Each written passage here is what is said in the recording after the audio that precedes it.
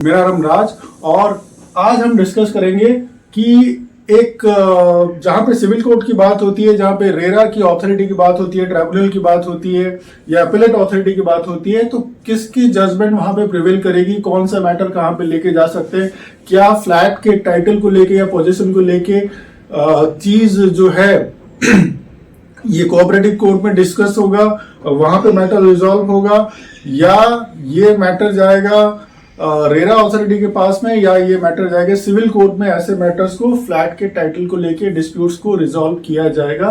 तो इसी के बारे में आज हम डिस्कस कर रहे हैं।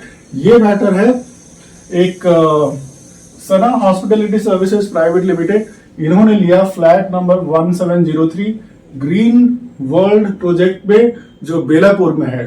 ठीक है, अब ये डिस्प्यूट क्या है जो इन्होंने ले लिया। अब यहाँ पे पोजीशन में डिले हो रहा था, फ्लैट परचेज करने के बाद सेल डीड वगैरह होने के बाद पोजीशन में डिले हो रहा था। तो 2016 में इन्होंने माउंट मैरी बिल्डर से ये फ्लैट लिया हुआ था।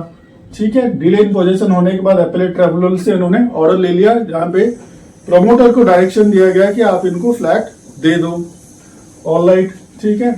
अब जब टाइटल सर्च रिपोर्ट निकाला गया तो इनको पता चला, सना जो है, ठीक है, सना हॉस्पिटैलिटी सर्विसेज प्राइवेट लिमिटेड जो है, इनको पता चला कि टाइटल को लेके इश्यू है।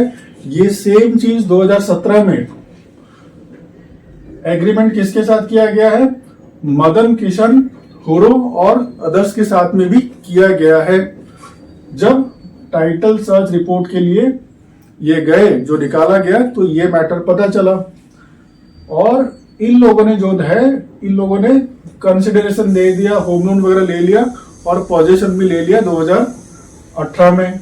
ठीक है, अब ये जो गुरु एंड अदर्स जो है, इन्होंने सिविल कोर्ट में फाइल किया कि देखो भाई साहब, ये हमारा है और इस मैटर को एंटरटेन किया जाए। अब यहां पे क्या बोल रहे हैं, जो सना हॉस्पिटैलिटी सर्विसेज प्राइवेट लिमिटेड है, ये बोल रहे हैं कि ये सिविल कोर्ट में एंटरटेन नहीं किया जाएगा।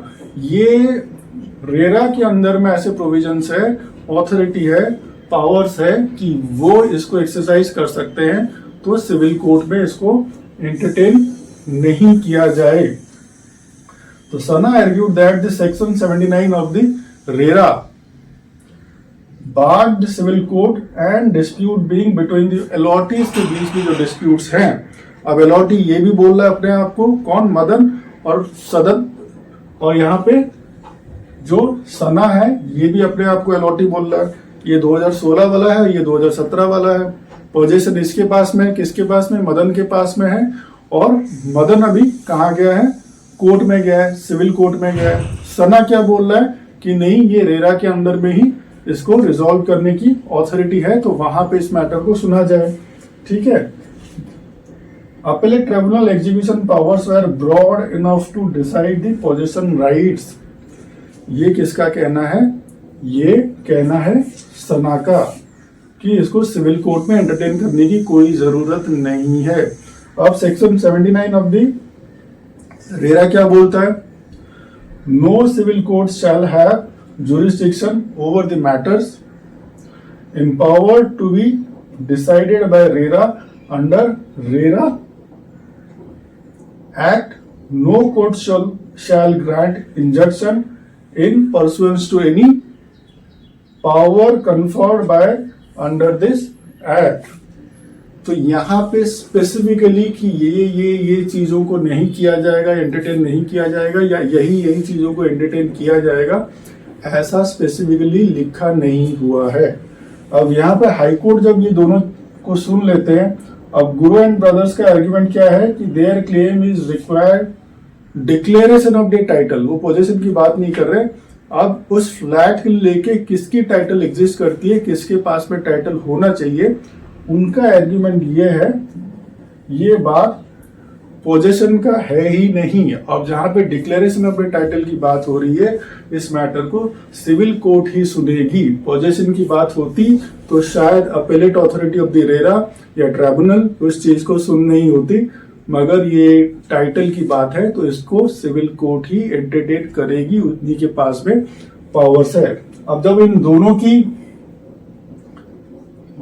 दोनों की बातों को सुन लेती है ऑनरेबल हाई कोर्ट, तो उनका कहना है कि सिविल कोड जो है इनके पास में इनफ जुरिस्डिक्शन है to retain the broad jurisdiction clearly. अगर एक्सक्लूड नहीं किया गया हो कि ये सिविल कोड में नहीं सुना जा सकता है ऐसे किसी एक्ट के अंदर, तो सिविल कोड के पास में बहुत सारा जुरिस्डिक्शन है ऐसी चीजों को एंटरटेन करने के लिए।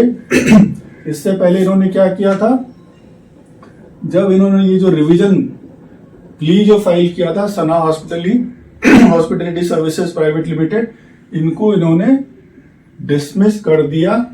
जो इन्होंने चैलेंज किया था बेलापुर सिविल कोड का ये order to reject a plaint under 7 rule of the CPC civil procedure code को इन्होंने जो चैलेंज किया हुआ था, इसको हाई कोर्ट ने खारिज किया इस प्ली को, इस रिवीजन प्ली को, और बोला कि सिविल कोर्ट के पास में बहुत सारा जुरिस्डिक्शन है unless otherwise it has been specifically excluded, कि ये चीजें उनके पास में नहीं होगी, ये चीजें वो एंटरटेन नहीं कर सकते अगर एक्ट के अंदर या किसी चीज के अंदर ऐसे प्रोविजन नहीं है, तो वो उसको एंटरटेन कर सकते हैं। तो इसका मतलब फ्लैट के टाइटल को लेके अगर डिस्प्यूट्स होंगे तो वो रेरा रिजॉल्व नहीं करेगी। ये एक बहुत चीज हम कॉमनली देख रहे हैं, जैसे यहाँ पे भी हम देख रहे हैं कि जो एक ही फ्लैट है, प्रमोटर ने किसी 2 लोगों को या 2 से ज्यादा लोगों को भी ऐसे अलग अलग प्रोजेक्ट्स में ये होना कॉमन हो गया है।